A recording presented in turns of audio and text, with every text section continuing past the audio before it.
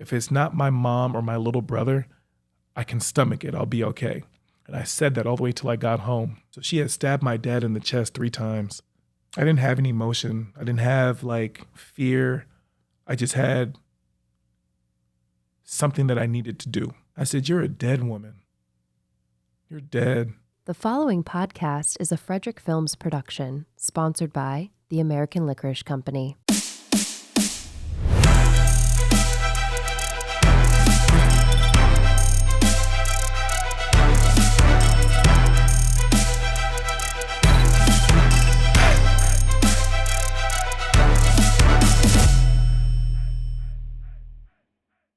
Hey everybody, I'm your host. My name is Norris Frederick, and I thought it was appropriate for me to introduce myself and give you guys some backstory as to who I am. On the contrary, I'm a son. I'm a brother of 3. I am a professional athlete, a entrepreneur. I guess some people may say a social media influencer, but I would like to say an all-around good guy. I grew up here in Seattle, Washington, born and raised. I spent about 3 years of my life down in California while I was training for the 2012 and 2016 Olympics. And wow, when I think about that part of my life, I don't really know how to put that into words. It was tough, to say the least. It was very isolating having to train for something and be so adamant about it. Long days, long nights. There was a lot of finding out who I was as an individual during that period of my life. And I think that's kind of shaped me as who I am today. I come from a background of a single parent. Not that my father wasn't around, but there was a heavy influence of domestic violence growing up as a kid that surrounded alcohol and drug abuse. And at 36 years old, I made a promise to myself that I would never involve myself in something that alters my state of mind. So I've never taken the route of alcohol, and I've never taken the route of drugs or anything like that. Just because, primarily I've never seen the upside of it. And not to discredit those who do it for medicinal use or to cope or just to do it for fun. It just isn't something that I've chose to interact with. One thing that I've had to come to terms with is I have a pretty addictive personality. When I like something, I love it. And when I don't like something, I really don't like it. So I can imagine what type of influence alcohol or drugs would have if it were something that I liked. I grew up playing basketball, following the footsteps of my oldest brother, wanting to be just like him. Growing up, he was heavy into sports, and anything that I could do to spend some time with him, I wanted to be a part of. And I found basketball. I found basketball in elementary school and fell in love with it. And I remember just saying to myself, if I can beat my older brother, life will be so much better. So I worked day in and day out trying to be the best basketball player I could potentially be. I remember when I got into middle school, my oldest brother would wake me up in the morning, and he would do basketball drills with me before school. And he told me, he said, if you don't make the varsity basketball team, then there's no point in you really playing anymore. I ended up making the varsity basketball team in middle school, and also ended up making it in high school as well. And I remember in middle school, I realized that I wasn't the normal athlete that most people would encounter. I dunked a basketball for the first time in 7th grade and didn't really think anything of it. I wasn't the tallest person in the world. I wasn't the most athletic person in the world, but I don't know what it was. I could just jump through the roof. And in 10th grade, while playing at my high school, I was following the footsteps of some upperclassmen. And they wanted to go to the store before we went to one of the basketball games. And because we went to the store, we ended up being 10 minutes late to the bus to go play a basketball team on the east side. And because of that, The coach made me sit on the bench for the entire first half of the basketball game, and we ended up losing. Being the natural competitor that I am, I don't do well with not being great at something. So I took that loss extremely personal. And after the game, he said that we had to pick a spring sport, or we had to come out and condition with him every day in the spring before school started. And naturally, I spent enough time with that guy, so I told him I wanted to go out for track. And I didn't even know we had a track team until 10th grade. Never ran track a day in my life, never watched the track meet, never knew what any events were. And I remember going out and I wanted to high jump because I could jump. And the first day of practice, I remember the head coach, Coach Neff, is doing like all the announcements and introducing the other coaches and things like that. And he asked if anybody had anything to say.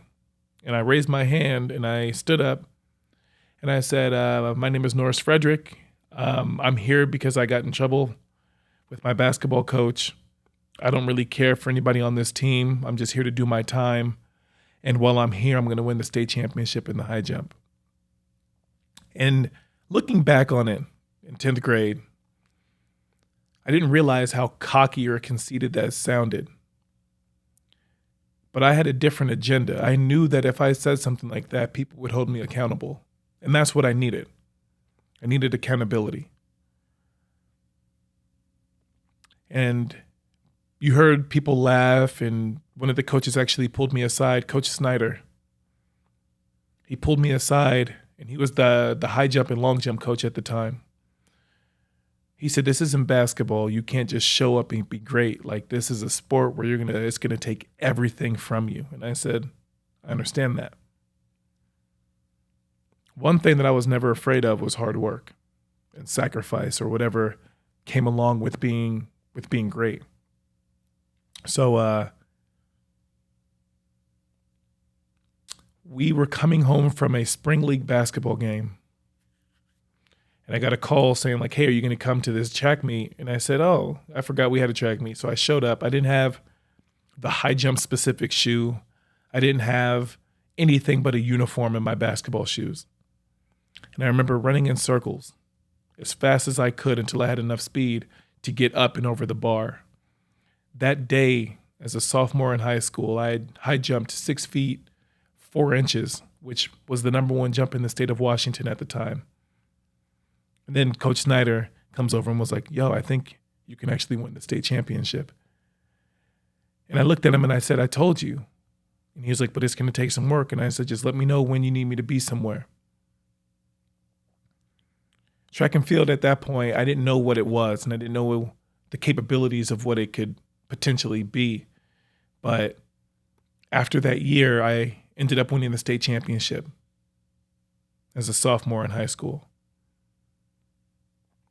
Transitioning back to having to play basketball was probably one of the toughest things that I encountered, because I was so used to like having to do things on my own, and then having to share that platform with 4 other athletes or 11 other teammates during practice was tough. I didn't understand why people wouldn't give 100%, or I wouldn't understand why people wouldn't show up to practice. So it was hard for me to transition between the two sports. So naturally, I went to what I felt that I was best at. I earned a full scholarship to the University of Washington. I committed in 10th grade for basketball. And at that point, like, I was going to play basketball in college. My junior year in high school rolls around. I ended up winning the state championship in the long jump and the high jump. My senior year rolls around. I picked up the triple jump 2 weeks before the state championship. Ended up placing second at the state championship in the triple jump. I felt terrible. Won the high jump, won the long jump. And at that point, it had placed me as one of the most decorated athletes in this state's history. I won the Gatorade Athlete of the Year. I made the world championship team at that time. I was the youngest person in the world to compete. I had 3 national records. I had won the Junior Olympics twice. And I was like not really understanding that I was like making a name for myself.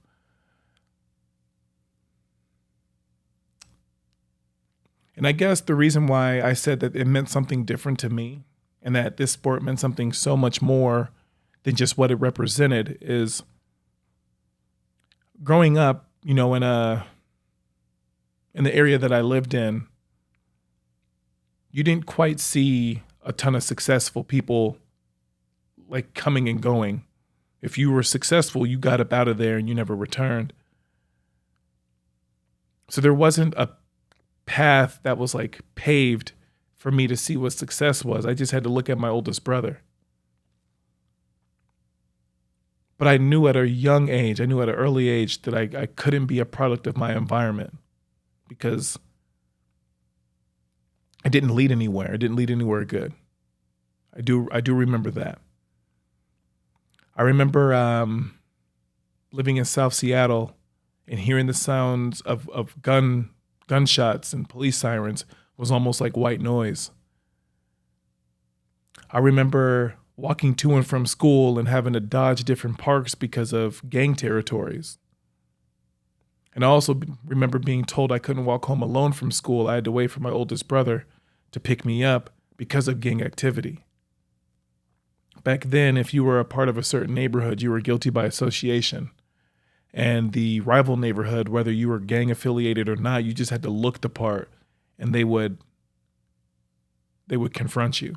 I also remember being homeless and living in the back of my mom's car with my 2 oldest brothers. And I think as a kid, parents often overlook just what we could remember. But I remember that. I remember laying down in the back seat, curled up in a ball under like my oldest brother. And I remember him rubbing my back, telling me everything was okay. We're just playing a game. But something didn't feel right because like the game lasted for a few weeks. We actually never end up going home or anything like that. So I also remember wearing the same thing for like 3 or 4 days straight to school. I remember my oldest brother getting into a fist fight because he had pulled a jacket out of the lost and found because we didn't have any clothes. We didn't have any other clothes. So he pulled a jacket out of the lost and found. And I remember one of the school bullies walked up to him and made fun of him in front of everybody. And then my brother ended up getting suspended because he fought him. And on the way home,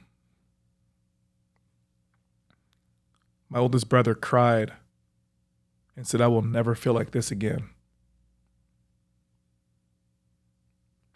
We ended up getting government housing where when we moved into this house, it was in the area called Ballard here in Seattle. I remember moving in and we had a can of baked beans, a can opener, a pillow cushion, and a sheet. And I remember sitting in the living room on top of the pillow cushion and had the sheet wrapped around me, thinking like we've made it, like we got our own house now. I remember my mom opening the can of baked beans and she would go around to her three kids and feed them with a spoon, and then she would take a bite, and then that's how that order would go. I remember my dad showing up and seeing how it was that we were living and was just like destroyed. My dad had a terrible problem with alcohol. Like a terrible problem with alcohol. But one thing that he didn't like was to see his family struggle. I remember him running down to the store and stealing a bunch of food and then running back home and giving it to us. And you can hear police sirens following his entry into our house. And he ended up going to jail for theft. but he took that on the chin because he knew it was for the better of his family. I think what happens with young kids is they're so easy and able to adapt to their surroundings that they don't see a struggle. They don't see how their life is different than anybody because they only know what they know. It wasn't until 5th grade where I actually had a friend that wasn't black. It was a white kid. It wasn't until 9th grade until I realized domestic violence wasn't in everybody's household. In 5th grade, we had moved from South Seattle to North Seattle, and I went from being one of 15 black kids in the classroom to being one of 5 black kids in an entire school. And it was the first time in my life that I was ever called the N-word by a kid named Matt Clark. These are like moments of my life that like I'll never forget. I remember during Black History Month sitting down in a classroom, and the teacher was Caucasian, and she just put a movie on called Roots. And Roots is like a staple in the black community. You grow up as a kid and you watch that movie to find out where your roots are and things like that. And it's not a movie that I would ever choose to watch on my own. And during Black History Month, she started to watch this movie, and the movie was going to take a week to finish. So I go up and I say, listen, this movie makes me really aggressive towards white people. Can I go sit outside or sit in in-house suspension? And she said, no, you need to watch this movie. It's good for you. And I said, I've seen this movie. It's not good for me. And she told me to go sit down and watch the movie. So I did. One thing I do remember is when recess came around. Again, I'm one of 5 black kids in this entire school. And there was 2 different lunches because there were so many kids in the school, I guess. I'm at recess. I pick up a basketball out of the basketball carrier or the ball carrier. And I hear, there he is, let's go get him. And I turn around and there's a bunch of kids chasing me. And I'm like, what the hell is going on? So I drop the ball and I start running. And I'm running because they're chasing me. I'm not running for any other reason. And when they grabbed me, they were like, we got him. We got the slave. We got the slave. And I stopped and I looked.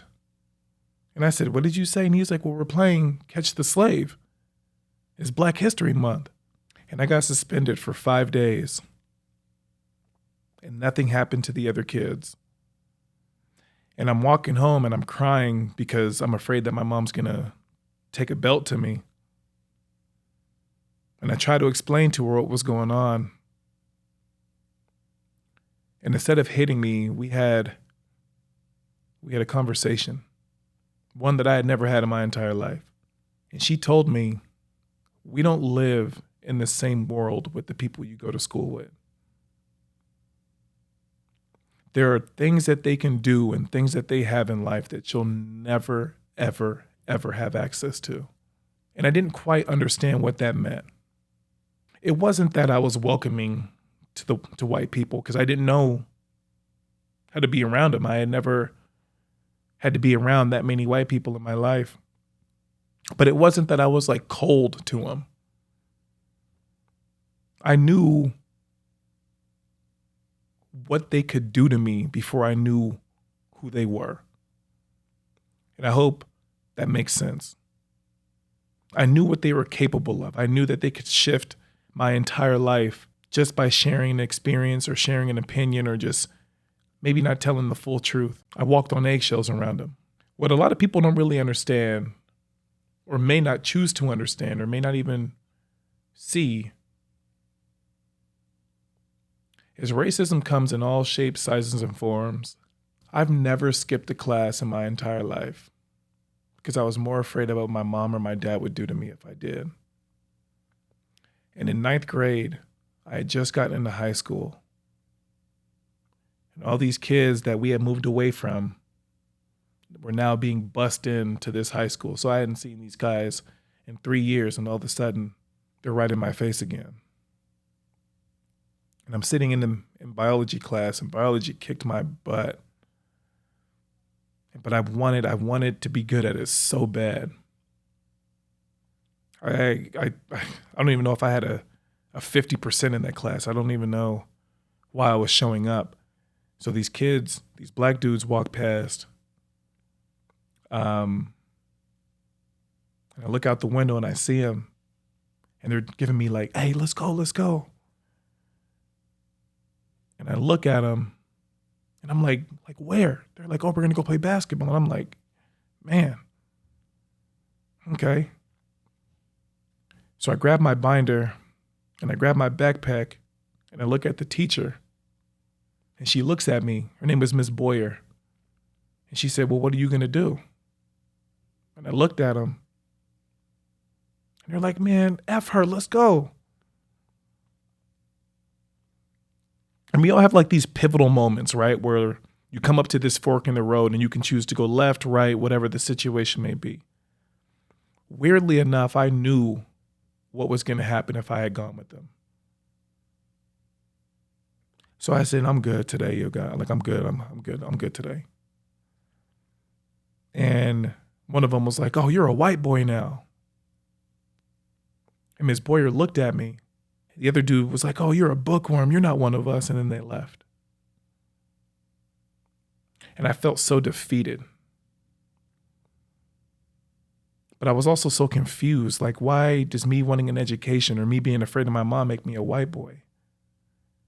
Or why does me wanting to like understand what biology actually was, why does that make me a bookworm? But these were issues that I couldn't like digest. So the bell rings, class is out. Ms. Boyer was like, "You need to stay after class." And I'm thinking like, damn, like I'm in trouble with you now too? So she asked, she said, "Why didn't you leave today?"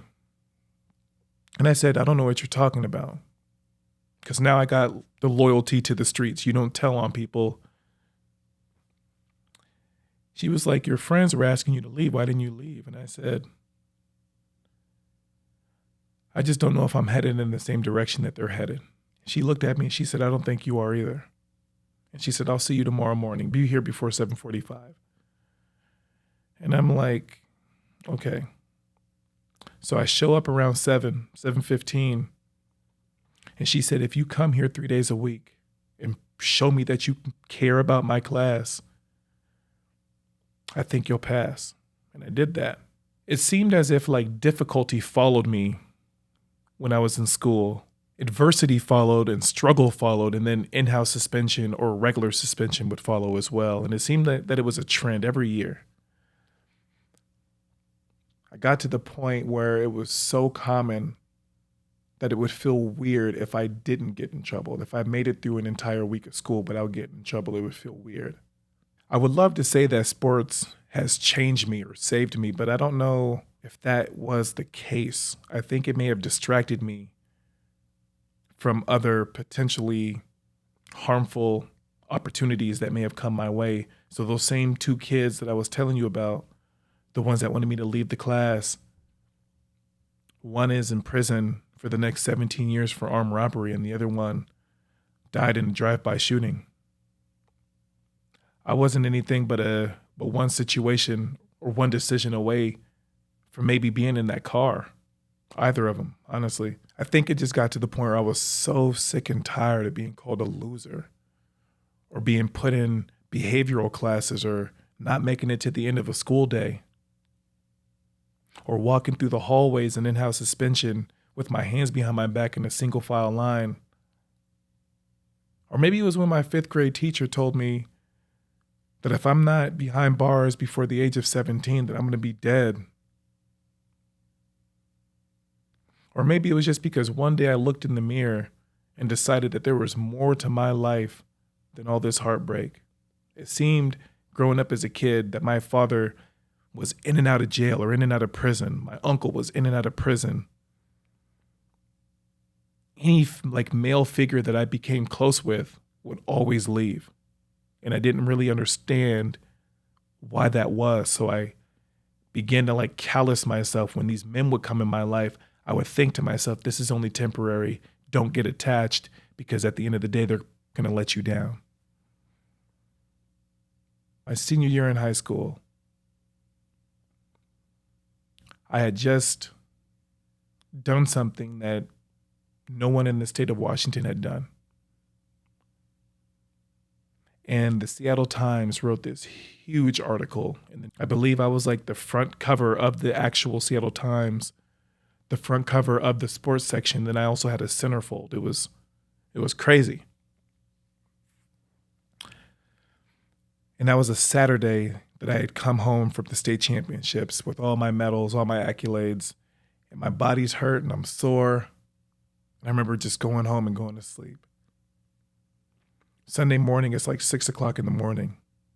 And I could feel the vibration of music being blasted. I'm like, what is going on? So I look out the front window and my dad had driven his truck onto our front lawn and was just blaring music early in the morning. My little brother at the time, I'm the man of the house technically because all my brothers had left, gone to college and went on with their life.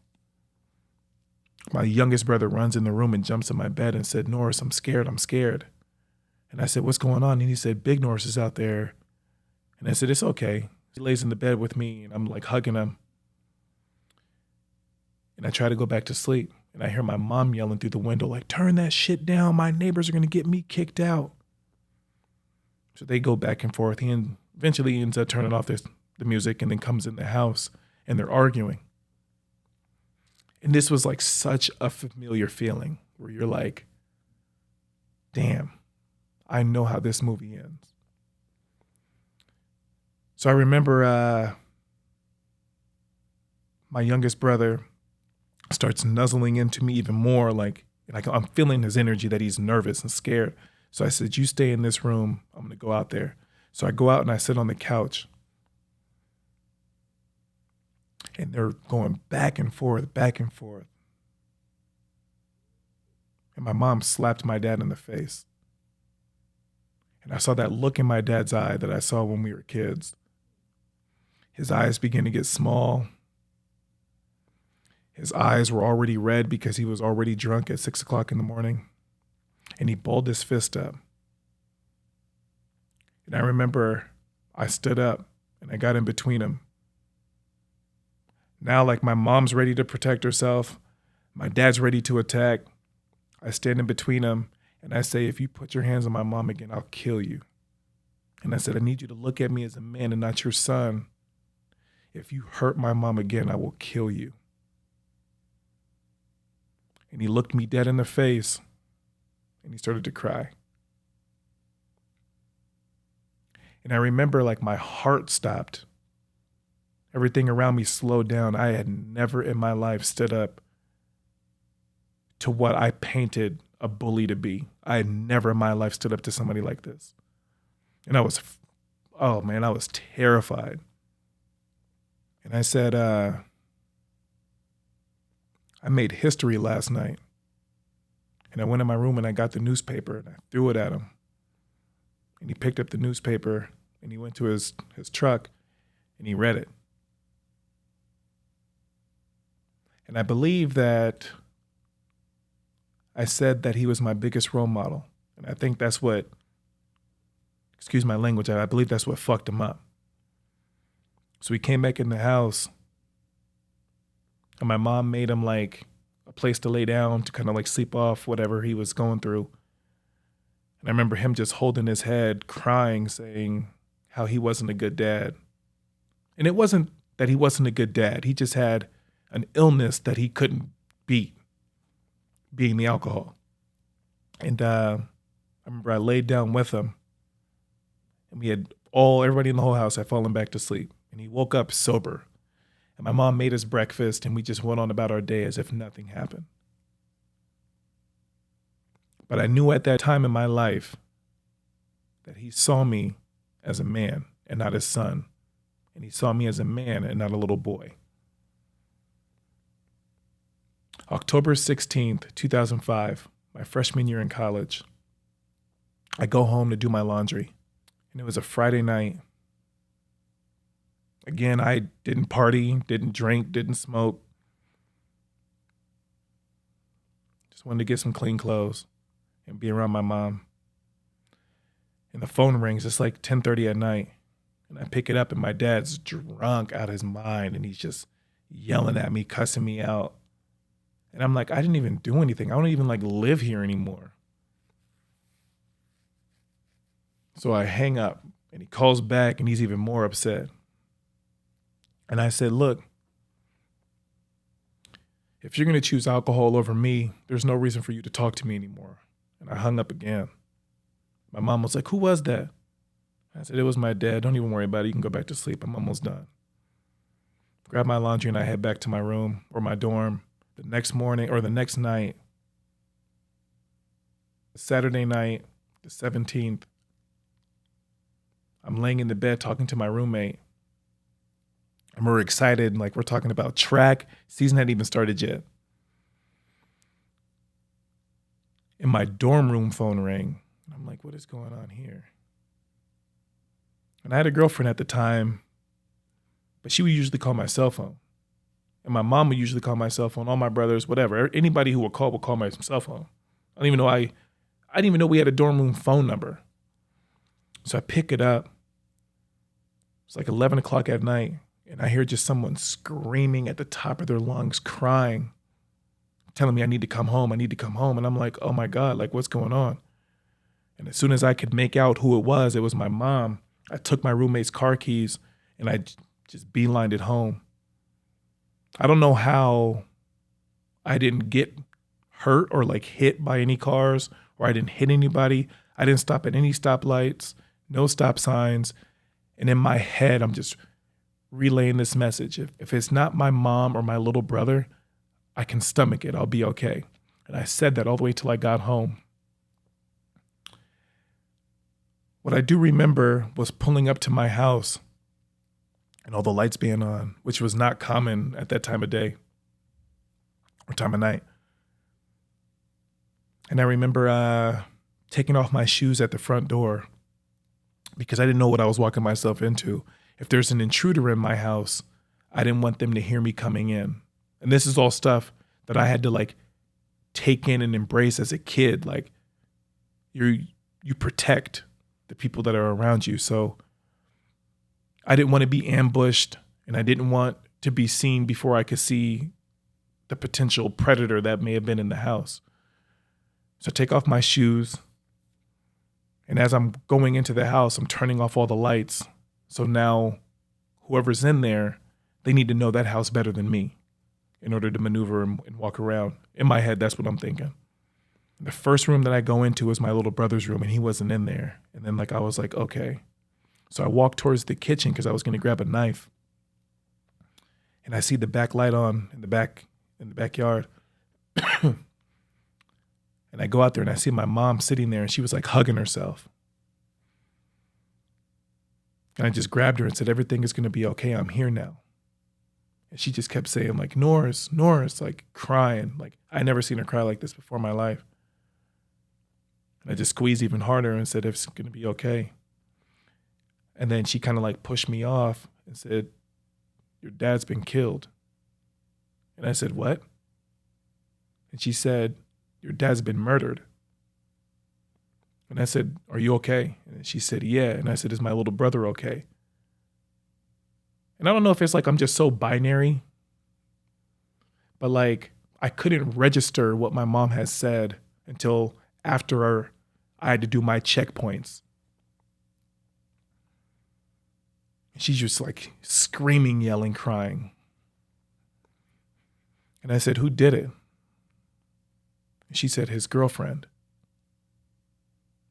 And I said, I'll be right back.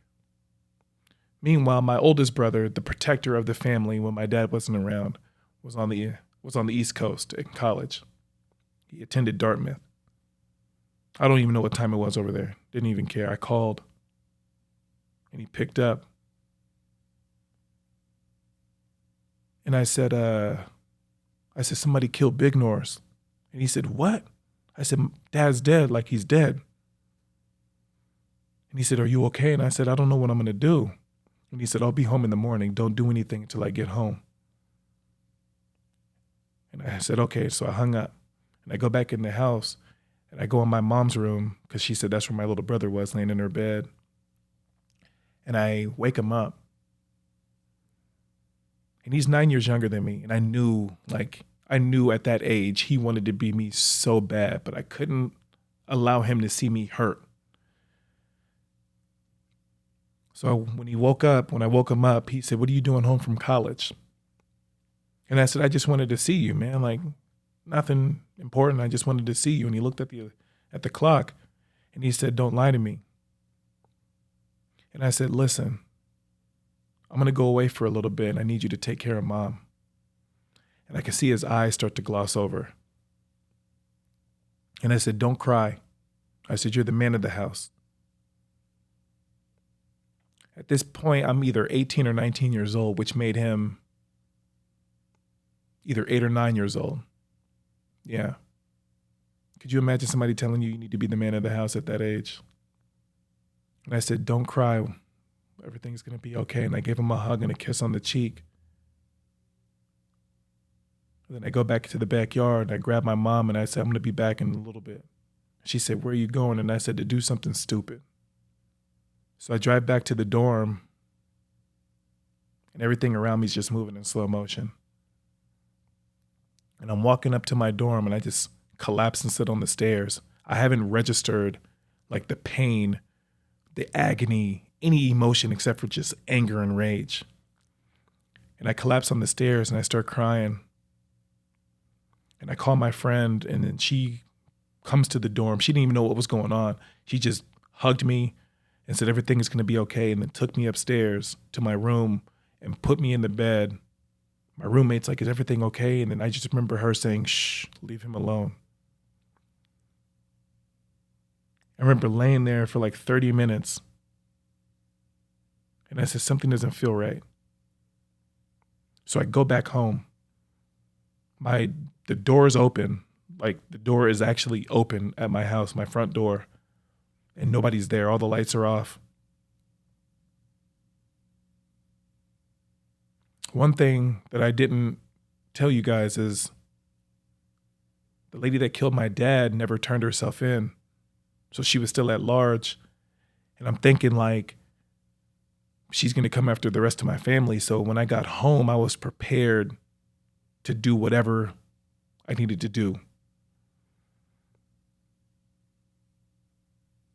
They say you never really know what you're capable of until you're put in a situation where you need to protect either the people you care about or yourself. And I was ready to do whatever it took, especially since you took my dad's life.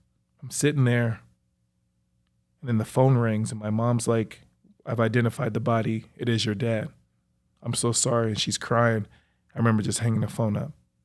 Another call comes in and my dad didn't like him having to say his own name. So everybody on my dad's side of the family would call me Papa. So this person on the phone is like, Papa, I'm so sorry. I didn't mean to hurt him." And I just laughed. And she said, "Can you hear me?" And I was like, "Yeah, I can hear you." And she was like, "Are you mad?" And I said, "No." I said, "You're a dead woman. You're dead." And when she called, I had caller ID, so I knew exactly where she was. And she hung up and then called back from a blocked number and was like, "I'm going to go turn myself in. Like, I'm so sorry. Like, we got into a fight and I picked up something and then I kept hitting him." So she had stabbed my dad in the chest 3 times. I didn't have any emotion. I didn't have like fear. I just had something that I needed to do. She had a drug problem and an alcohol problem. So I called a bunch of my buddies that I grew up with in high school or grew up with in elementary school and middle school and back from the neighborhood, and they came and picked me up. And we're going around downtown looking for this lady because at that time, that's where like I would assume that she would be at. And I remember one of them asking, "Is this really what you want? Are you really about this life? And I said, yeah, like I am. So they pulled the car over and the driver turned around. I can't name any names, but the driver turned around and was like, he's not about this. I'm taking him back. Starting to tear up again, and I'm so upset, like, why are you doing this? And they were like, we had one rule growing up when we knew you, that if anything were to happen to your dad, that we need to make sure you make it home safe. So they dropped me off at my room. The lady ended up turning herself in, which was probably the best thing for her. Monday rolls around. My brother's in town. I'm trying to figure out how not to go to class because, like, I got this weight on my chest. So many people are dependent on me. So many people are looking at me to see what the next move is. And my brother was like, I'm going to take care of this. You go to school. So I'm sitting in this class, right? These freshman year, you're supposed to, like, these are supposed to be some of the best times of your life. And I'm sitting there and I'm like, this is the worst possible situation I could ever be in. And I remember getting up and I walked down to the track, the indoor track. And I was like, this is one place where no one can hurt me. This is why I'm at this school. I'm about 30 minutes before practice starts. And this had made like local news. So all the professors, all my coaching staff, academic advisors, everybody knew what was going on. And I noticed that people were treating me a little different. Not any of the students or the athletes, just like the administrators. They kept asking me if everything was okay. Like, hey, are you doing all right today? Like, yeah, no, I'm good. I go in the locker room and I get changed and I go back down to practice. And at this point, we're practicing with the entire team. And one of the volunteer assistant coaches comes up to me. I'm under the impression she understood what had happened to me over the weekend. And she said, I don't give a fuck what happened to you over the weekend. When you're here, this is the only thing you focus on. Man up. I took off my uniform or my shirt. I balled it up and I threw it in her face and said, I've never hit a woman in my life, but you should move out of my face before you become the first one. And I left. I walked all the way back to my dorm, furious. And I get there and I start packing my stuff up. My roommate follows me back. He left practice too because he was seeing everything firsthand as it was developing. And he's like, yo, man, don't leave, man. Like, we need you. The team needs you. And I'm like, bro, get out of my face. Come on, man. Like, please. And I turned to him and I said, look, the moment that I stepped on this campus, life has been the hardest it has ever been for me. School is beyond anything that I can do.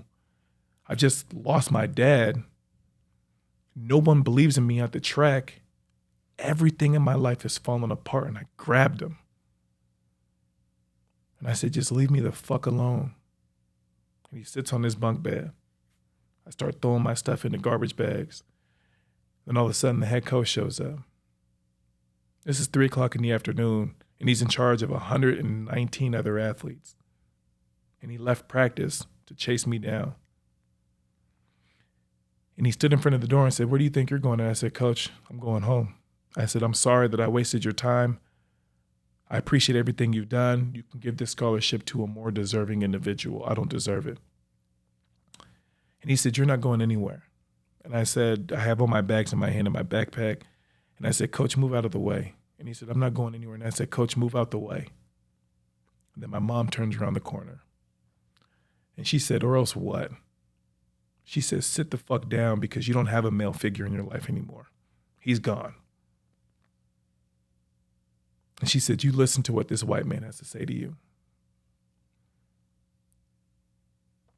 And I began to like tear up. And the coach told me, he said, I can't replace or give you back something that you've lost. But one thing that you will get with me is consistency. I will be your father for the next 4 years as long as you show up every day and give me everything you got. And I looked at him and I said, do you understand what you just said to me? And he said, yeah. And I will pay out of my own pocket for you to graduate from here. If it takes 6 or 7 years, you will get a degree from the University of Washington. And that's when he told me, he said, you will never be a product of your environment, but only a product of your potential. He said, I don't want to see you at practice. I don't want to see you down in the athletic department. Right now, you are just a student. And I said, okay. And then everybody left. I called my high school coach and I said, I need you right now. And he said, anything. And I said, I need you to coach me. That was one person that I trusted, Coach Graves. I was one coach that I trusted with my life. Him and I had gone through some rocky times, but he always showed up no matter what. Him and Coach Neff. So every morning I was waking up before class and going up to Roosevelt High School and training with the kids and training with the coach, go to class, and then I would go back up and train with them. And then October turned into December. December turned into January. And then it was January 17th, the first day that I put on the University of Washington uniform. And I remember standing in the locker room and looking myself in the mirror, being like, whatever happens today is supposed to happen. But I'm no longer a failure. And I walked down to the track. I had never seen all these schools before. University of Oregon, Wake Forest, like all these different colleges that I had never seen them before. I've only heard about them. And I'm thinking like, am I supposed to be here? But the closer that I walked to like the long jump pit, like the more confident I got. And then another barrier happened. My event coach, Pat Licari, loved that man to death. Nothing bad to ever say about this guy. He walked over to me and was like, why do you have my uniform on? And I said, Coach, I just want to be a Husky. He said, you haven't been at practice for 2 months. You're not competing today. And I said, Coach, I need this. And he said, take the uniform off. Then the head coach, Coach Metcalf, comes over and was like, he's been practicing with me. And he looked at Pat, and Pat was like, whatever, and then walked off.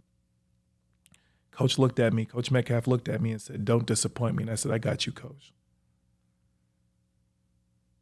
About an hour later, it was my turn to compete for the first time in my entire career as a college athlete. I stood on that runway, and it was like weird. Like I had this like white flash, and it was like those challenging moments in my life had just flashed by. And then I couldn't make out anything else that was like starting to develop in my head. So I began to run down that runway, and I was running as fast as I could to the point where like, I don't know how fast it actually was, but I was running so fast and so hard that I had tears in my eyes. And when I hit that board to launch, it felt like stress and pressure and everything was just falling off me as I was gliding through the air. And then when I landed in the long jump pit, I stood up, and the official's looking at me, and she said, sir, you have to get out of the pit. And I said, okay, I'm sorry. So I walk out, and then a white flag goes up, which means it was a legal jump. And that day changed my life. I had the number one jump in the world as a college freshman at 18 or 19 years old. There wasn't one person in the world that can beat me at the men's long jump at that point. Coach Pat comes over and was like, who just jumped that? And I said, Coach, that was me. And he said, you did that? And I said, Coach, that was me. I'll see you tomorrow at 9 a.m. I said, okay. And I remember sitting at the edge of the runway, all these people from all these different schools, all these coaches, these parents, these other athletes came up. Some of them were patting me on the head. Some of them were telling me good job. Others were like, yo, man, like, man. And at that point, I knew I had something to fight for. And contrary to any way that I had acted, I knew that that was my dad telling me, like, I'm here at this track meet with you. He never physically got to see me compete, ever. But I knew he was there that day, and I felt his presence. So I guess what I'm trying to articulate, and sorry it took so long to arrive at the point, but life as a whole is already a challenge. It's tough. And there's going to be things that pop up into your life that throw your balance off. And you'll never, ever, ever understand why they happen the way that they do happen. But before you make an emotional decision that can alter the rest of your life or someone else around you, take a deep breath and realize that nothing is forever. So the reason why I want to do this podcast is there's a ton of people out there that have stories that need to be told. Maybe they just don't have the platform, or maybe they're afraid of judgment. In the midst of how this world looks and how this world is, no one's perfect. I'll be the first one to attest to that. We walk by each other all day, every day. We criticize, we judge, but we don't know what these individuals are going through. No one knew what I was going through. So this podcast means the world to me because it's allowing people that felt that they were unheard or misunderstood their entire life a chance to verbalize why they're still here and why they haven't given up on themselves. There's one thing in this world that no one has ever defeated, and it's depression. And at some point, unfortunately, you're going to feel it. We all will. So if the Embrace podcast is about getting your story out there just so you can have that perspective for yourself, or if someone's dealing with some similar things that you were fighting against and they saw that you made it out, maybe this is for you, right? But if there's one piece of advice that I can give you before we enter on this journey, your life is for you to live, not for someone else to tell you how to live it. Thank you guys for your time, and I hope you guys enjoy.